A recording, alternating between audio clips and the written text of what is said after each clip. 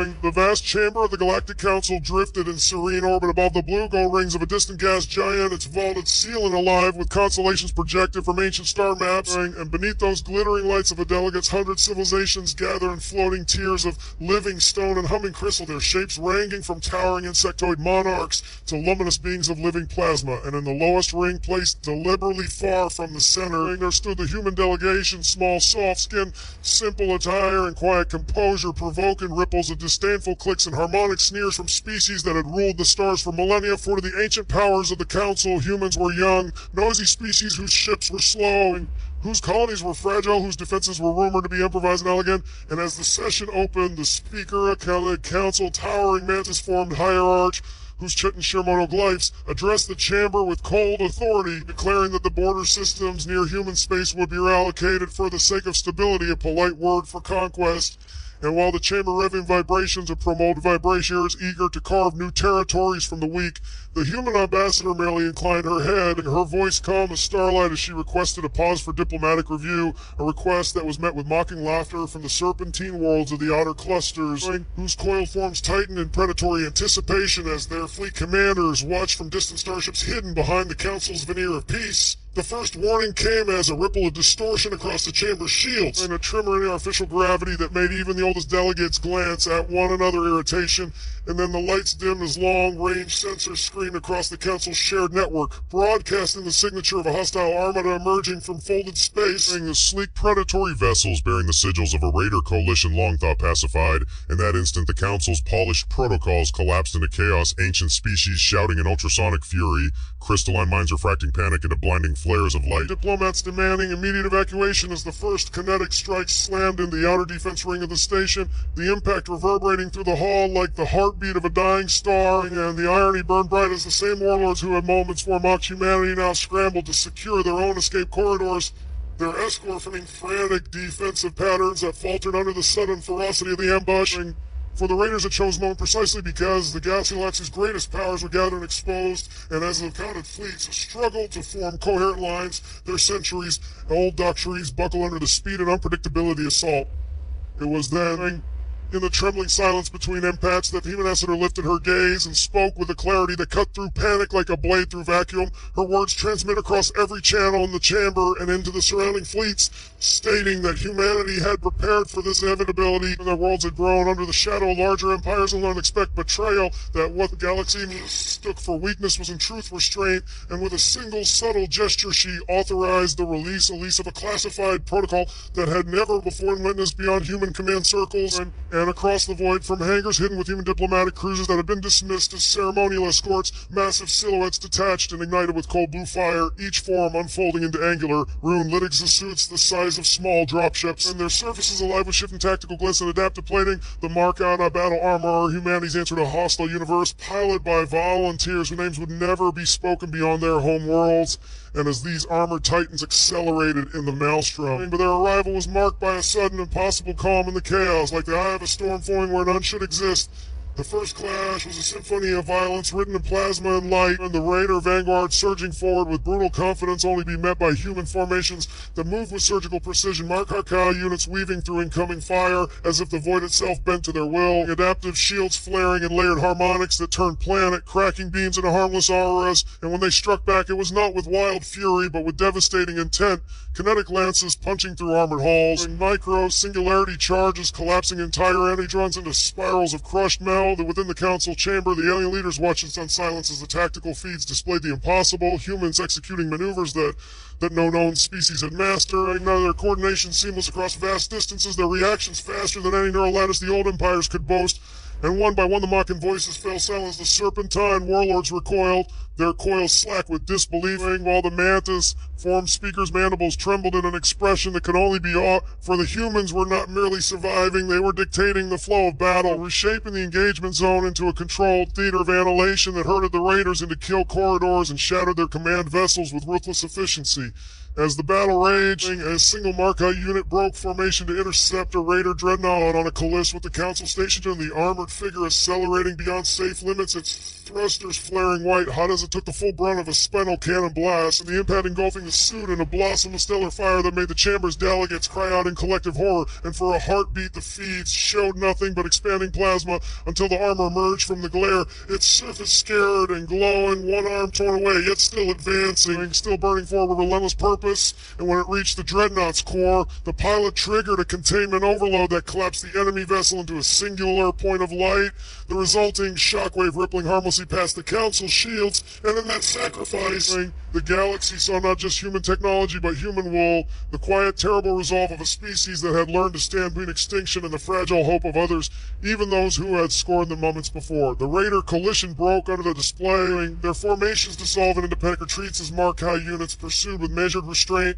cutting off escape routes, but allowing survivors to flee with the memory of their defeat burned into every sensor and scar, and as the last hostile signatures vanished in a folded space, when the silence that followed was heavier than any explosion, the Council chamber filled with beings who no longer knew how to speak to the humans who had just saved them, the old hierarchies cracking under the weight of witnessed truth, and when the speaker finally addressed the human ambassador again, the tone of cold authority was gone, replaced by something raw and unguarded, and knowledge meant that the galaxy had misjudged its youngest member, that the era of dismissing humanity as a minor power had ended in a single blazing moment. In the aftermath, but as repaired or unstitched the Council station's wounds in the Stay-On resumed their distant watch, the human Markai units returned to their carriers, their armor forms dimming as classified protocols sealed once more, and the ambassador stood alone beneath the constellations. And her reflection mirrored in the crystalline eyes of species that had once looked down upon her, and in that quiet, the galaxy shifted, alliances written in the space between heartbeats, fear giving way to worry respect,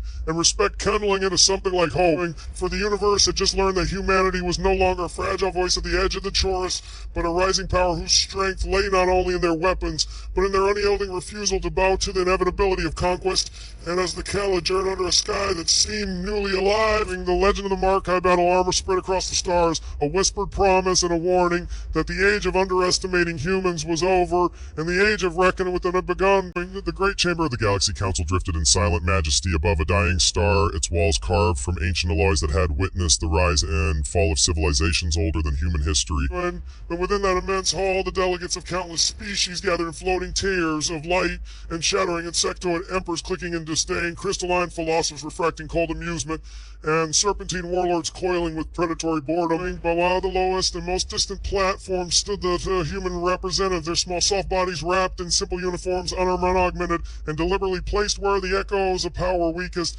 And as the session began, the Council's ancient speaker, and whose voice carried the weight of millennia, announced the agenda with ceremonial gravity. Yet the eyes and sensory nodes of the gathered species lingered on the humans with barely concealed contempt. For to non-humanity was a young race that had crawled into the galactic stage through borrowed technology and desperate improvisation, a people whose ships lacked the elegance of elder fleets, whose colonies flickered like frail candles on the edge of hostile space,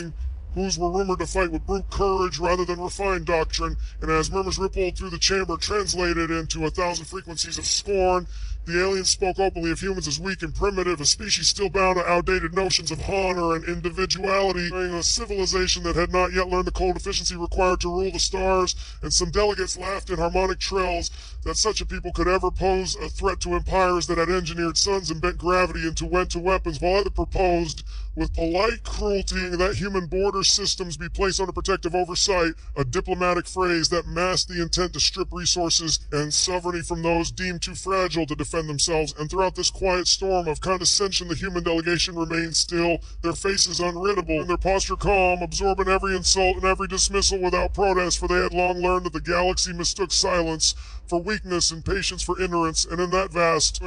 echoing hall where ancient powers measure worth in the age of their civilizations and the brutality of their conquests, the humans were seen as children playing an empire, unaware that the predators of the void were already circling, unaware that the so-called primitives standing quietly at the edge of its survived extinction level wars on their own world had learned to innovate in the shadow of annihilation and had forged unity not the perfection action of design but through the relentless necessity to endure. And as the Council continued to speak of humanity as if they were not present, as if they were a footnote in the galaxy's grand narrative, The tension in the air graphic for beyond in the chamber's shields unseen fleets were moving, and the universe was preparing to teach the gathered empires that the measure of strength was not found in ancient titles or gleaming monuments, but in the quiet resolve of those who have been underestimated for far too long.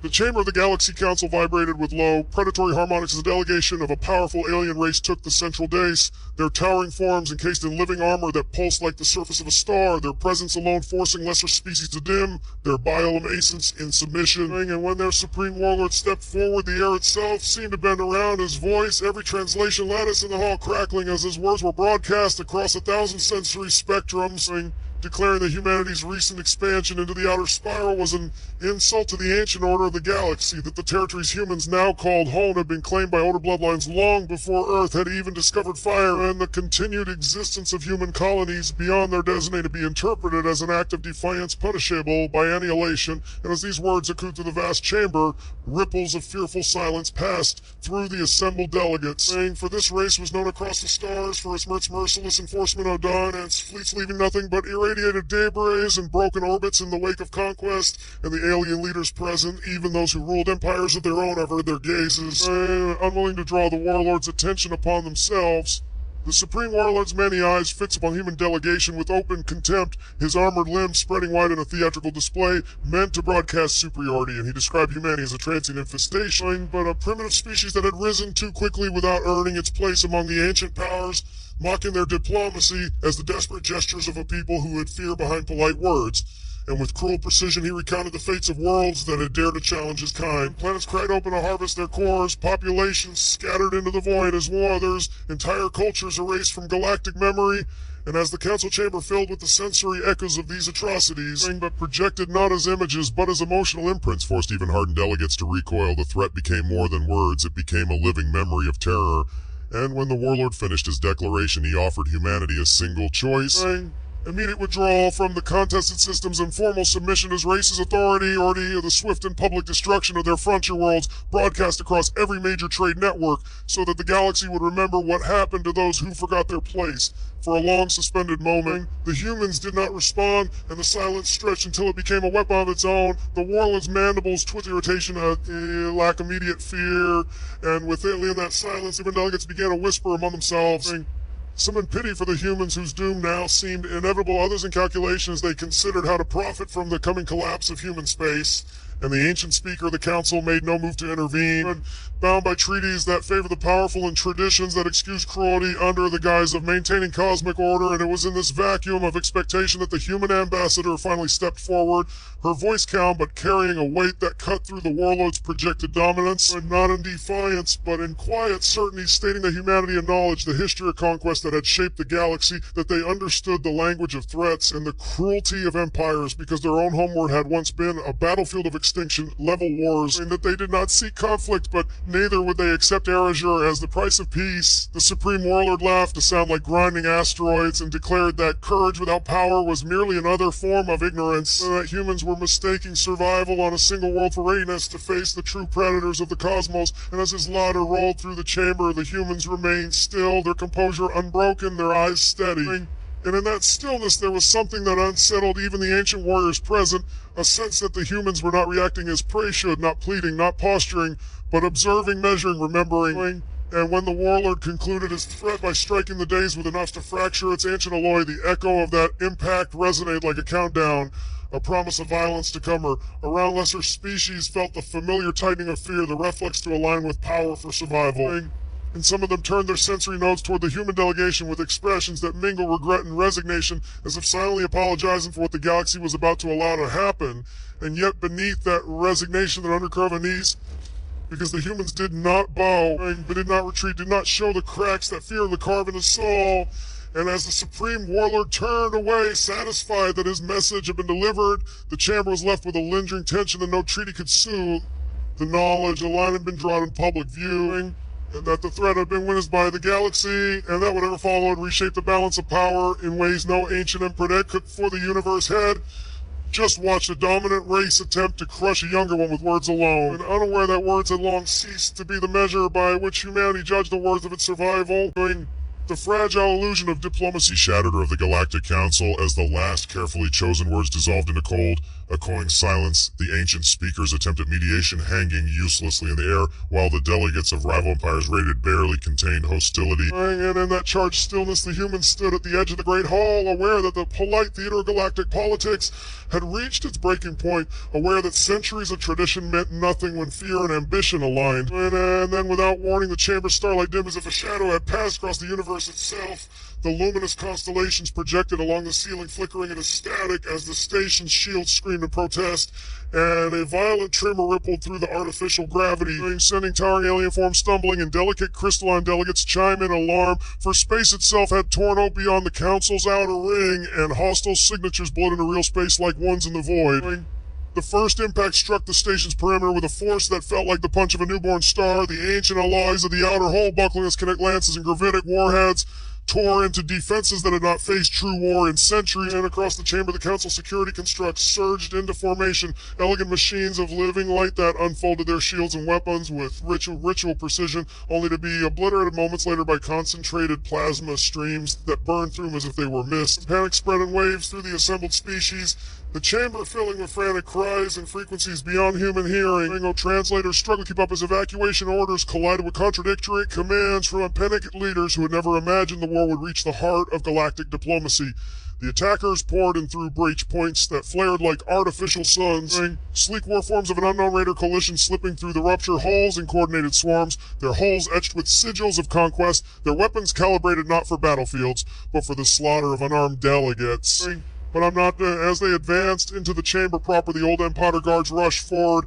in ceremonial formations, their armor gleaming with the symbols of ancient victories, only to be cut down in moments, but ignored their shields and rewrote the matter of their bodies into drifting ash. And in the floor of the council hall, once polished to reflect the unity of the galaxy, became a battlefield of shattered crystal, smoking allure, and scattered forms of species that had believed themselves untouchable. In the chaos, the human delegation moved not in panic, but in practiced coordination, their diplomats forming a tight defensive cluster around their answer, pulling compact devices from within their formal attire, tools that shimmered into temporary shields of hard light, and as alien leaders scrambled toward evacuation corridors that were already collapsing under target strikes, and the humans remained in the open, drawing the attention of the advancing raiders who saw them as the easy prey. And when the first wave attackers surged forward, their weapons raced to finish smallest and most exposed delegation in the chamber. The humans did not flee, their faces set with a grim resolve that spoke of preparation long hidden behind polite smiles. Explosions thundered through the station's superstructure as emergency bulkheads slammed shut too late, severing corridors, trapping dozens and trapping delegates in pockets of terror. And the ancient speaker's voice broke across the neck and fragmented pleas for coordination that no longer existed. The council's fleet still hours away from forming any meaningful defense. And that collapse of order, the galaxy's hierarchies meant nothing. Emperors and minor envoys alike reduced to terrified beings clinging to the hope of survival, and the raiders advanced methodical cruelty, herding survivors into kill zones, making their strategy clear in its intent to turn the heart of diplomacy into a spectacle of annihilation that would echo across every star system as a warning. The humans felt the weight of that intent pressing in on them, and the knowledge that whatever they did in the next moments would define not only their own survival, but the fate of those around them. And as the chamber shook with another catastrophic impact, the ambassador met the eyes of the scattered alien leaders who had moments before dismissed her species as weak and primitive, seeing in them the raw terror of beings who had built their identities on power and now found themselves powerless. And in that shared moment of vulnerability, the galaxy stood on the edge of a transformation. The polite mass of diplomacy burned away by the fire of sudden war, revealing a truth older than any council or treaty, that survival belonged not those who claimed dominance in words, but to those who were ready when the universe chose violence. As the council chamber burned and the last echoes of diplomacy died of incoming fire, the humans reached the moment they had spent generations preparing for, the moment no one beyond their own command circles believed truly existed. In the heart of chaos, surrounded by shattered crystal and drifting embers of alien technology, the human ambassador gave a single quiet command that unlocked a protocol sealed behind layers of classification so deep that even most of humanity's allies had dismissed it a myth. Going on across the chamber, the compact devices in the diplomats' hands unfold into luminous gateways of hard light opening into hidden armories embedded within the human diplomatic vessels docked far beyond the station's hull.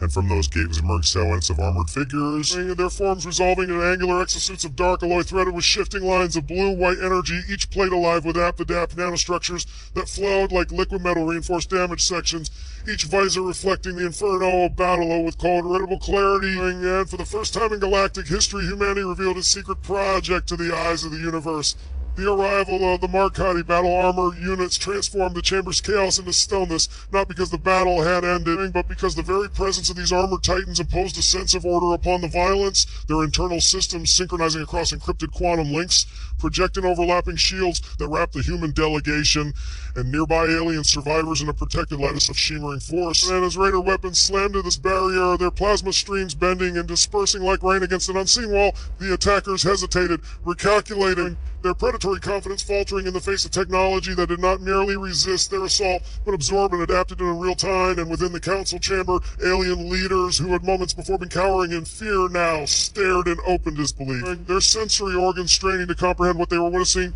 for no known species had ever fielded personal armor of such scale and sophistication. Armor that moved with the fluid grace of living beings while wielding the firepower of capital-class weaponry. When the Mark High units advanced, the battle shifted from desperate defense to controlled counteroffensive. The armored figures moving in precise formations that reshaped the chamber's fractured terrain into a tactical grid, their footsteps cracking the ancient floor as they established firing lanes, their weapon systems calibrating in silent coordination, and with disciplined bursts of directed energy, they carved corridors through the raider swarms, isolating enemy clusters and collapsing their formations with methodical efficiency, while kinetic impacts that would have obliterated lesser warriors were dissipated across layer fields of adaptive shielding. And as the raiders attempted to flank, the armor's predictive algorithms anticipated their vectors, deploying micro-drones that unfolded from hidden compartments to intercept incoming threats, detonating in bursts of controlled force that stunned rather than annihilated. The attackers was always away from verbal delegates, and where the Markau units, where it could neutralize them without collateral devastation to the station's already fractured superstructure.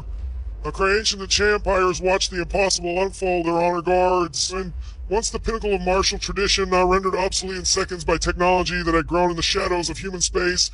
and the shock was not merely technological, but philosophical, for the galaxy had believed humanity incapable of subtlety, of long-term strategic secrecy. And yet here was proof of decades of disciplined development of resources poured into a single contingency that assumed diplomacy might fail, and that the heart of galactic civilization itself might become a battlefield. And as the Markai units coordinated with the station's remaining defenses, patching gaps in the failing shield grid and rerouting power through damaged conduits with improvised precision, it became clear that humanity had not only built weapons, but had prepared to fight in the very spaces where war was considered unthinkable. The Raiders' resolve broke against this unexpected wall of resistance, their formations fragmenting as their command nodes were severed by pinpoint strikes that left their warforms drifting lifeless in the void beyond the shattered hull. And as retreat signals flared across their network, but the Marcata units did not pursue recklessly, instead holding the chamber of the calm vigilance that spoke of doctrine honed through countless simulations of worst-case scenarios. And then the terrestrial leaders saw something even more unsettling than raw power,